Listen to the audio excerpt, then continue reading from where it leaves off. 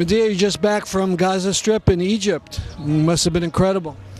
Yes, we took a delegation of 60 people. We were not sure we'd even get into Gaza because, you know, it's sealed both from the Egyptian side and from the Israeli side. But I think a combination of having such a big group, having some well-known people like the writer Alice Walker was with us, the parents of Rachel Corrie, who was killed in Gaza, I think that put some pressure on the Egyptian government to let us inside. Plus the fact that we were invited by the United Nations for International Women's Day, which is March 8th. So how long were you there total? We were there for a week. We had a just heartbreaking time visiting the places that were devastated during the 22-day Israeli invasion. You know, over 1,300 people were killed, and we met a lot of parents who lost their children, children who lost their parents, many people who lost their homes and were now living in tent cities that have been set up. We visited mosques that had been bombed, hospitals that had been bombed, a beautiful school called the American International School, totally leveled. We talked to healthcare workers that were being attacked while they were trying to rescue people, women who were running out of their houses with the white flags who were shot at. It's really amazing what Israel did during that time, and that there's not more of an international outcry against it. Well, I guess yesterday a group of international jurists issued a statement that they're demanding an investigation. That's a good sign.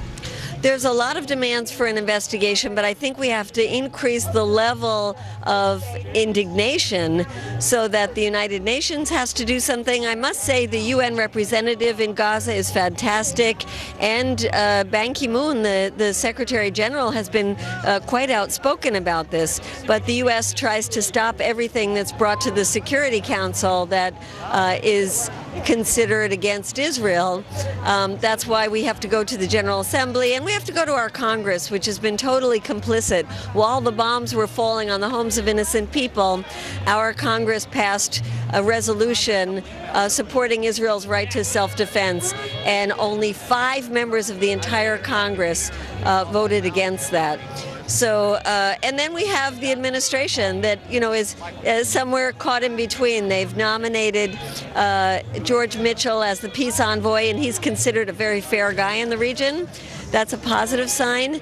Yet on the other hand, we have his visit, Hillary Clinton's visit to the region, and neither of them would go to Gaza or speak out while they were there about the destruction of Gaza. Now, did you see any signs of reconstruction? There's no way to reconstruct. You can't get cement in. You can't get steel beams in. The only way people are getting things in is the Israelis allowing some United Nations trucks to come in, mostly with things like medical supplies. And then the other supplies are coming in through these tunnels between Egypt and Gaza. The Israelis say that those tunnels are being used to smuggle weapons. I don't know if there are weapons being smuggled, but I went to those tunnels, and what I saw is so much of the day-to-day material that people need and is being sold in the stores is coming in through those tunnels because the borders are sealed off. So the main demand we have to make is to lift the siege of Gaza, to open the borders. For more on the upcoming Gaza action, go to GazaFreedomMarch.org. On our website, audio of the translation of the speech of the Iraqi shoe thrower, the man who threw his shoes at President Bush to protest the horrible war and occupation of Iraq. That's our program for today. See you next week at this time. I'm Stanley Heller, and this is The Struggle.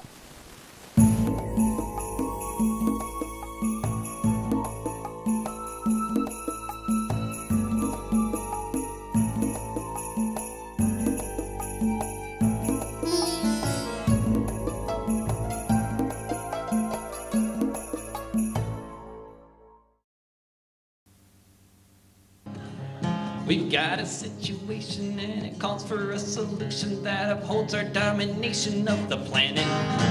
We're gonna make our case and we're gonna make it well. And if you don't like our logic, you can it. We'll use impeccable intelligence from any country in the